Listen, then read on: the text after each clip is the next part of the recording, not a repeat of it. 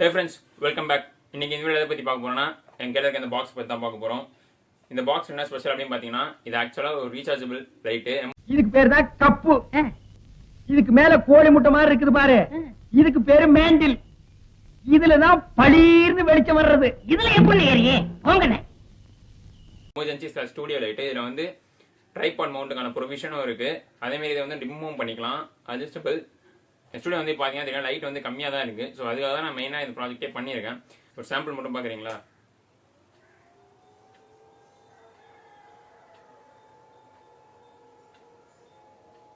பார்த்தீங்கன்னாலே தெரியும் என்னோட கேமராவில் வந்து சரியாக வந்து விசிபிள் ஆகலை. இப்போ உங்களுக்கு டிஃப்ரென்ஸ் தெரியும் அப்படின்னு நினைக்கிறேன். இது எப்படி ஃபுல்லாக செய்கிறது அப்படின்றத பற்றி தான் இந்த வீடியோ வந்து க்ளீனாக எக்ஸ்பிளைன் பண்ணியிருக்கேன். லூக் அண்ட் கார்னர் வந்து உங்களுக்கு வந்து ஒரு எல்இடி போர்டு எப்படி கண்ட்ரோல் பண்ணுறது அப்படின்றத பற்றி ஃபுல்லாகவே தெரிஞ்சிடும்.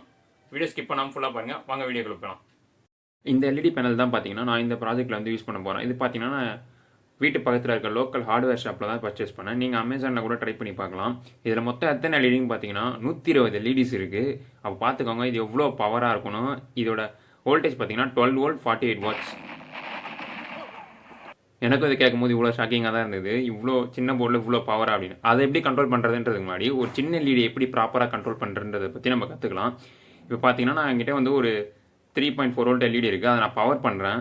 இப்போ பார்த்தீங்கன்னா தெரியும் இதெல்லாம் அதிசயம். 3.4 வோல்ட் கொடுத்தா எரியும் நினைக்கிறீங்க, அது பிரச்சனை இல்லை. ஆனால் இதோட கரண்ட்டை நீங்கள் கேர்ஃபுல்லாக பாருங்கள். இன்க்ரீஸ் ஆகிட்டே இருக்கும். வோல்டேஜ் வந்து கான்ஸ்டண்ட்டாக தான் இருக்கும், ஆனால் கரண்ட் வந்து இன்க்ரீஸ் ஆகிட்டே இருக்கும். ஏன்னா நாங்கள் இங்கே நம்ம யூஸ் பண்ணுற டெக்னிக் அப்படி. இங்கே வந்து நம்ம வந்து கான்ஸ்டன்ட் வோல்டேஜ் அப்படின்ற டெக்னிக் வந்து யூஸ் பண்ணுறோம். அது என்னடா அப்படின்னு கேட்குறீங்க அப்படின்னா எல்இடிஸில் வந்து 2 மெத்தட் இருக்குது.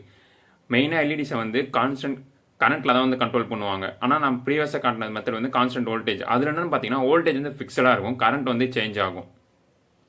அதில் என்ன ப்ராப்ளம் வரும் அப்படின்னு சேஞ்ச் ஆகும் பார்த்தீங்கன்னா கரண்ட் இன்க்ரீஸ் ஆனால் எல்இடிஸோட டெம்பரேச்சரும் இன்க்ரீஸ் ஆகும். எல்இடிஸில் டெம்பரேச்சர் இன்க்ரீஸ் ஆனால் அது வந்து ஈஸியாக டேமேஜ் ஆகிடும். லைஃப் ஸ்பேன் வந்து ஈஸியாக கம்மியாகிடும். இதுதான் பார்த்தீங்கன்னா முன்னாடி வீடியோவில் கடந்தது. இப்போ பார்த்தீங்கன்னா தெரியும் நான் இதில் வந்து என்னோட டெம்பரேச்சர் ப்ரோப் வந்து வச்சு காட்டுறேன். பார்த்தீங்கன்னா தெரியும் டெம்பரேச்சர் வந்து எவ்வளோ ஹையாக போகுதுன்னு பாருங்கள். ஏன்னா இது வந்து கரண்ட் வந்து இன்க்ரீஸ் ஆகிட்டே இருக்கும். டெம்பரேச்சர் இன்க்ரீஸ் ஆக கரண்ட்டும் வந்து இன்க்ரீஸ் ஆகிட்டே இருக்கும். அதுக்கு நம்ம கண்ட்ரோல் வந்து நம்ம வச்சே ஆகணும். அதனால தான் எல்இடிஸ் எல்லாமே எதில் கண்ட்ரோல் பண்ணுவாங்கன்னு பார்த்தீங்கன்னா கான்ஸ்டன்ட் வோல்டேஜ் யூஸ் பண்ண மாட்டாங்க, கான்ஸ்டன்ட் கரண்ட் கண்ட்ரோல் தான் யூஸ் பண்ணுவாங்க. அதில் பார்த்தீங்கன்னா கரண்ட் வந்து ஃபிக்ஸடாக இருக்கும், வோல்டேஜ் அதுக்கு ஏற்ற மாரி வந்து அட்ஜஸ்டபுளாக இருக்கும். அதையும் நான் வந்து எப்படி பண்ணுறேன் அப்படின்றத வந்து பாருங்கள். இப்போ பார்த்தீங்கன்னா என்னோட பவர் சப்ளையில் வந்து நான் வந்து கரண்ட்டை வந்து லிமிட் பண்ணுறேன். சிசி மோடுக்கு வந்து எடுத்துகிட்டு போகிறேன் என்னோட பவர் சப்ளையை. இப்போ பார்த்தீங்கன்னா நான் 0.5 ஆம்ஸ் வச்சுருக்கேன். என்னோட வோல்டேஜ் பார்த்தீங்கன்னா அதுக்கேற்ற மாரி வந்து ட்ராப் ஆகிடும். ஆனால் என்னோட பிரைட்னஸ் வந்து எனக்கு அதே தான் இருக்கும். என்னோட கரண்ட் லிமிட்டுக்கு ஏற்ற மாரி என்னோட வோல்டேஜ் வந்து டவுன் ஆகும், இல்லைனா ஹை ஆகும், அந்தமாரி வந்து போகும். இப்போ பார்த்தீங்கன்னா நான் வந்து இன்க்ரீஸ் பண்ண கரண்ட் லிமிட் செட் பண்ணிட்டேன். என்னோட வோல்டேஜ் வந்து அதுக்கு மட்டும்தான் இருக்கும். இதுதான் பார்த்தீங்கன்னா கான்ஸ்டன்ட் கரண்ட் கண்ட்ரோல் மெத்தட் அப்படின்னு சொல்லுவாங்க. நம்ம இதில் வந்து அதை தான் யூஸ் பண்ண போகிறோம். உதாரணத்துக்கு இப்போ என்னோட எல்இடியை வந்து நான் பவர் பண்ணுறேன். இது எவ்வளோ பிரைட்டாக எரியுதோ அதுக்கேற்ற ஹீட்டை வந்து இது டிசபேட் பண்ணிட்டு தான் இருக்கும். நம்ம அந்த ஹீட்டை வந்து நம்ம கம்மி பண்ணியே ஆகணும். இதுக்கு மார்க்கெட்டில் பார்த்தீங்க அப்படின்னாலே போர்ட்ஸ் வந்து அவைலபிளாக இருக்குது. இது பார்த்தீங்கன்னா ஒரு CCCV board, constant voltage and constant current control board வந்து இது. இதில் 2 பொட்டன்ஷியோமீட்டர் இருக்கும் and input and output board வந்து இருக்கும். இது பார்த்தீங்கன்னா நான் வந்து இன்டர்நெட்டில் தான் பை பண்ணேன். நீங்கள் வந்து இந்த மாடல்ஸ் வந்து இப்போ சீப்பாகவே வந்து கிடைக்கிது. நான் வாங்கினது பார்த்தீங்கன்னா அரௌண்ட் 150 ருபீஸ் தான் வந்து வந்தது. 5 ஆம்ஸ் வந்து இதால் கண்ட்ரோல் பண்ண முடியும். மென்ஷனே பார்த்தீங்கன்னா எல்இடி டிரைவர் அப்படின்னு தான் மென்ஷன் பண்ணியிருப்பாங்க. அண்ட் இதோட ப்ரைஸுமே பார்த்தீங்கன்னா லோவாக தான் இருக்கும். நீங்கள் வந்து கான்ஸ்டன்ட் வோல்டேஜை ப்ரிஃபர் பண்ணுறதா எல்இடிஸ் வரப்போ கான்ஸ்டன்ட் கரண்ட் வந்து சூஸ் பண்ணுங்க. நான் பார்த்தீங்கன்னா சொன்ன மாதிரி 150 ருபீஸ்க்கு தான் அந்த மாடியில் வந்து வாங்கினேன். இப்போ பார்த்தீங்கன்னா நான் என்னோட போர்டை வந்து என்னோட மல்டிமீட்டரில் கனெக்ட் பண்ணியிருக்கேன். பார்த்தீங்கன்னா தெரியும் அந்த பொட்டன்ஷியோமீட்டரை வேரி பண்ணுறதுக்கு மூலமாக என்னோட வோல்டேஜை வந்து நான் கம்மி பண்ணிக்க முடியும். ஏன்னா இது வந்து ஒரு பக் சிசிசிவி பூஸ்ட் கிடையாது. அதனால் வந்து என்னால் கம்மி தான் பண்ணிக்க முடியும் இன்புட் வோல்டேஜில். அதேமாரி இப்போ நான் மல்டிமீட்டரை வந்து நான் கரண்ட் மோடில் போடுறேன். அதோட அவுட்புட் பார்த்தீங்கன்னா ஷார்ட் ஆகிருக்கு. இப்போ என்னால் கரண்ட்டையும் வந்து கண்ட்ரோல் பண்ணிக்க முடியும். சிசி மோடுக்கு வந்து என்னால் இந்த போர்டை வந்து எடுத்துகிட்டு போக முடியும். பார்த்தீங்கன்னா தெரியும் எனக்கு எவ்வளோ கரண்ட் வேணுமோ அந்த கரண்ட் வந்து நான் கண்ட்ரோல் பண்ண முடியும். அதேமாரி உங்களோட இன்புட் கரண்ட் எவ்வளோ இருக்கோ அதுக்கேற்ற மாதிரி தான் கரண்ட் அதிகமாக தரும். இன்புட்டோட அதிகமாக தராது. நான் இந்த ப்ராஜெக்ட் வந்து எதில் பவர் பண்ண போகிறேன்னா இந்த லித்தியம் அயன் பேட்டரியில் தான் வந்து பவர் பண்ண போகிறேன். நான் இங்கே எடுத்துருக்க பேட்டரி பார்த்தீங்கன்னா 3.7 வோல்ட் 2 ஆம்ப் அவர் பேட்டரி எடுத்திருக்கேன். நம்மளுக்கு வந்து 12 வோல்ட் வந்து என்னோட பேனலோட வோல்டேஜ். ஆனால் இங்கே வந்து எனக்கு பார்த்தீங்கன்னா 4.2 வோல்ட்ஸ் தான் இந்த சிங்கிள் பேட்டரி தரும். ஸோ நான் என்ன பண்ண போகிறேன்னா 3 பேட்டரிஸ் வந்து சீரிஸ் கனெக்ஷனில் போட்டேன் அப்படின்னா எனக்கு வந்து அப்ராக்ஸாக வந்து 12 வோல்ட் கிடச்சிரும். ஆனால் என்னோட கெப்பாசிட்டி பார்த்தீங்கன்னா 2000 ஆம்ப் வரும்னு சொன்னேன், 2000 மில்லி ஆம்ஸ் வரும்னு சொன்னேன் இல்லையா.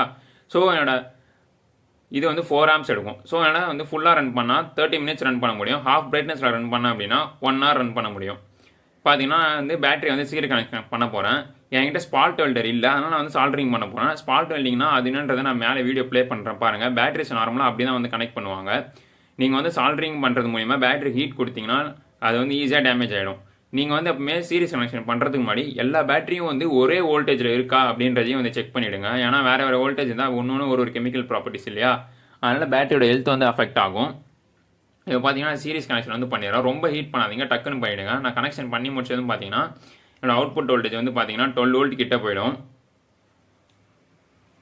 அதுக்கு அடுத்தது பார்த்தீங்க அப்படின்னா நம்ம இப்படியே டேரெக்டாக யூஸ் பண்ணக்கூடாது, பிஎம்எஸ் யூஸ் பண்ணி தான் யூஸ் பண்ணணும். ஏன் அப்படின்னா லித்தியம் பேட்டரிஸ் எல்லாமே வந்து பார்த்தீங்கன்னா குவைட் டேஞ்சரஸ். அது எல்லாமே வந்து நம்ம வந்து ப்ராப்பராக ஹேண்டில் பண்ணல அப்படின்னா ஈஸியாக வந்து ஃபயர் இன்சிடென்ட்டை வந்து நம்மளுக்கு ஈஸியாக வந்து எக்ஸ்ப்ளோட் பண்ணிடும். பிஎம்எஸ் யூஸ் பண்ணுறது மூலிமா பார்த்தீங்கன்னா short circuit protection, over voltage protection, under voltage protection, இது எல்லாமே வந்து பிஎம்எஸ்ஸை ஹேண்டில் பண்ணிடும். உங்களோட பேட்டரியை வந்து சேஃப் அண்ட் ரீஜனில் வச்சுக்கும். ஸோ என்னோட சஜஷன்னா பிஎம்எஸ் இல்லாமல் நீங்கள் பேட்டரிஸ் வந்து யூஸ் பண்ணாதீங்க. யூடியூப்ல வந்து நிறைய வீடியோஸ் அந்த மாதிரி இருக்குது. ப்ராப்பரான பிஎம்எஸ் வச்சு யூஸ் பண்ணுங்கள். பிஎம்எஸ்லேயே பார்த்தீங்க அப்படின்னா ஒரு பேலன்சிங் லீட்ஸும் வந்து இருக்கும். ஒரு பேட்டரியும் வந்து பேலன்ஸாக வந்து சார்ஜ் பண்ணுறதுக்கும் இருக்கும். இப்போ பார்த்தீங்கன்னா என்னோட பிஎம்எஸ் வந்து நான் பேட்டரி கூட வந்து கனெக்ட் பண்ணிட்டு அவுட்புட்டில் வந்து செக் பண்ணுறேன். பார்த்தீங்கன்னா 12 வோல்ட் வந்து எனக்கு வந்து வரும். இந்த வோல்டேஜ் வழியாக தான், இந்த போர்ட் வழியாக தான் நம்ம வந்து சார்ஜும் பண்ண முடியும், சேஃபாக வந்து சார்ஜும் பண்ண முடியும், சேஃபாக டிஸ்சார்ஜும் பண்ண முடியும் பேட்டரிஸை. அதேமாரி ஒரு பேலன்சிங் லைட்ஸும் வந்து கரெக்டாக இருக்கா அப்படின்றதையும் ஒரு வாட்டி செக் பண்ணிவிடுங்க.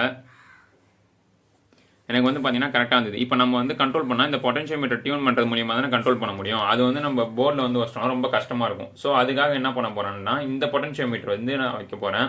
அந்த ட்ரிம் போர்ட்டை எடுத்துகிட்டு இந்த பொட்டன்ஷியோமீட்டர் ரீப்ளேஸ் பண்ண போகிறேன். ரீப்ளேஸ் பண்ணுறீங்கன்னா வேல்யூஸ் வந்து கரெக்டாக மேட்ச் பண்ணிடுங்க. எனக்கு வந்து இங்கே வந்து 10K. நீங்கள் வந்து எடுக்கிறீங்கன்னா ஒரு டீசால்டர் பம்ப் வழியாக வந்து எடுக்கலாம். அப்படி இல்லைனா நீங்கள் எப்படி வேணால் அதை ரிமூவ் பண்ணிடணும். அதிலே பேரலாக வந்து கொடுக்குறேன்னு ட்ரை பண்ணுறாதீங்க, அதை வந்து ரிமூவ் பண்ணிவிடுங்க. இப்போ பார்த்தீங்கன்னா நான் வந்து ரிமூவ் பண்ணிவிட்டேன். இதுதான் வந்து இந்த ஓல்ட் ட்ரிம் பாட். இந்தமாரி ரிப்பன் ஒயர் வச்சு நான் வந்து இதுலேருந்து இந்த பொட்டன்ஷியோமீட்டர்லேருந்து அந்த போர்டுக்கு வந்து நான் வந்து கனெக்ட் பண்ணிக்க போகிறேன்.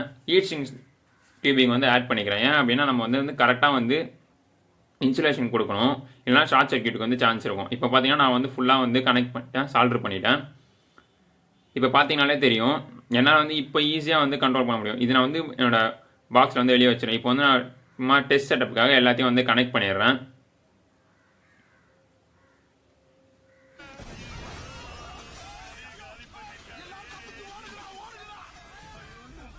சும்மா ஃபன்னுக்கு தான், அந்த மாதிரிலாம் எதுவும் ஆகலை. இப்போ பார்த்தீங்கன்னா பொட்டன்ஷியோமீட்டர் வந்து நான் திருப்பி நான் பிரைட்னஸ் வந்து கண்ட்ரோல் பண்ண முடியும். என் ஃபோனில் வந்து ஃபுல் பிரைட்னஸ் வந்து என்னால் கேப்சர் பண்ண முடியல என்னோட ஃபோன் கேமராவில். அது ஏன் அப்படின்னு எனக்கு தெரியல. நீங்கள் தெரிஞ்சால் கீழே கமெண்ட்ஸ் பண்ணுங்கள். இப்போ பார்த்தீங்கன்னா தெரியும் நான் வந்து என்னோட பிரைட்னஸ் வந்து கொஞ்சம் கொஞ்சமாக அட்ஜஸ்ட் பண்ண முடியுது. இதுலேயுமே ஒரு ப்ராப்ளம் இருக்குது. இங்கேயுமே பார்த்தீங்கன்னா டெம்பரேச்சர் வந்து கொஞ்சம் கொஞ்சமாக ரைஸ் ஆகும். எல்இடி வந்து நம்ம கூலாக வச்சுக்கணும். ஸோ அதுக்காக நான் என்ன பண்ண போகிறேன் அப்படின்னு பார்த்தீங்க அப்படின்னா ஒரு சின்னதாக பிசி ஃபேனை வந்து என்னோட டிசைனில் வந்து இன்க்ளூட் பண்ணியிருக்கேன். இது வந்து பார்த்தீங்கன்னா ஒரு 40 mm ஃபேன் வந்து இந்த ஃபேனால் வந்து கொஞ்சமாக எல்இடி வந்து கூல் ஆகும், அந்த இன்டர்னல் காம்போனன்ட்ஸும் கூல் ஆகும். நீங்கள் இன்டர்னல் காம்போனன்ட்ஸும் வந்து கூலாக மெயின்டைன் பண்ணணும். ஏன்னா நம்ம டிரைவர் ஐசி எல்லாமே வந்து ஹீட் ஆகும். நான் வந்து இது எல்லாத்தையுமே வந்து ஒரு குவிக்காக வந்து கேட்டில் வந்து டிசைன் பண்ணுறேன். ஒரு என்க்ளோசரில் வந்து ப்ராப்பராக வச்சு நான் வந்து ஒரு ப்ராடக்ட் லெவலில் அப்படி நீட்டாக வச்சுக்கணும் அப்படின்னு பாருங்க. ஒரு என்க்ளோசர் வந்து 3D பிரிண்டர் யூஸ் பண்ணி டிசைன் பண்ணியிருக்கேன். நீங்கள் 3D பிரிண்டர் இல்லைன்னா கவலைலாம் பட வேணாம்.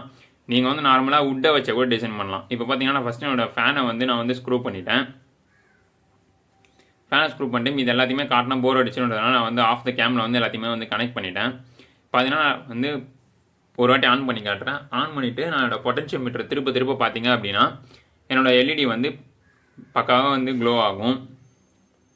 இதோட பவர் எப்படி இருக்குன்றதை வந்து நான் வீடியோ ஸ்டார்டிங்லேயே வந்து காட்டியிருக்கேன், அதை பாருங்கள். பார்த்தீங்கன்னா லாஸ்ட்டாக வந்து என்னோட அந்த எல்இடியை வந்து நான் ஸ்க்ரூ பண்ண வேண்டியதான். இங்கே பார்த்தீங்கன்னா ஒரு மிஸ்டேக் பண்ணிட்டேன். ஏன்னா இந்த ஹோல்ஸ் வந்து என்னோட ஸ்டாண்ட் ஆஃப் ஸ்க்ரூ வந்து மேட்ச் ஆகாத மாதிரி ஆகிடுச்சு. என் டிசைனில் வந்து மிஸ்டேக் ஆகிடுச்சு. பார்த்தீங்கன்னா லாஸ்ட்டாக சின்ன விஷயம் இந்த ஏர்வென்ட்ஸ் வந்து நான் வைக்கிறேன். நீங்கள் வேணும்னா வுட்லேயே வந்து இது எல்லாத்தையுமே ஈஸியாக பண்ணிடலாம். லாஸ்ட்டாக என்னோட பொட்டன்ஷியோமீட்டர் நாபை வந்து நான் வந்து ஃபிக்ஸ் பண்ணிடுறேன். 3D பிரிண்டர் இருந்தால் தான் பண்ண முடியும்லாம் இல்லை. பார்த்தீங்கன்னா ஒரு வாட்டி ஆன் பண்ணி நான் வந்து எல்லாத்தையுமே கரெக்டாக இருக்கா அப்படின்றத வந்து நான் செக் பண்ணிடுறேன். இதோட பிரைட்னஸ் பார்த்தீங்கன்னா நீங்கள் எக்ஸ்பெக்ட் பண்ணுறதோட அதிகமாக இருக்கும். ஆனால் கேமராவில் வந்து சரியாக காட்ட முடியல. பின்னாடி பார்த்தீங்கன்னா இதுதான் வந்து ஃபேனுக்கான ஏர்வெண்ட் மட்டும் இருக்கும். அண்ட் மேலே வந்து ஒரு ஆன் ஆஃப் சுவிட்ச் வச்சு வச்சுருக்கேன். அண்ட் லாஸ்ட்டாக பார்த்தீங்கன்னா இது அப்படியே யூஸ் பண்ணால் ஹார்ஷாக இருக்கும்ன்றதுனால இதுக்கு ஒரு டெஃபியூசரை வந்து நான் டிசைன் பண்ணி எடுத்திருக்கேன். அவள் தான் guys இந்த வீடியோக்கு. தேங்க்ஸ் ஃபார் வாட்சிங். நெக்ஸ்ட் சண்டே இன்னொரு வீடியோவில் பார்ப்போம். Until then it's Gopi signing off. By.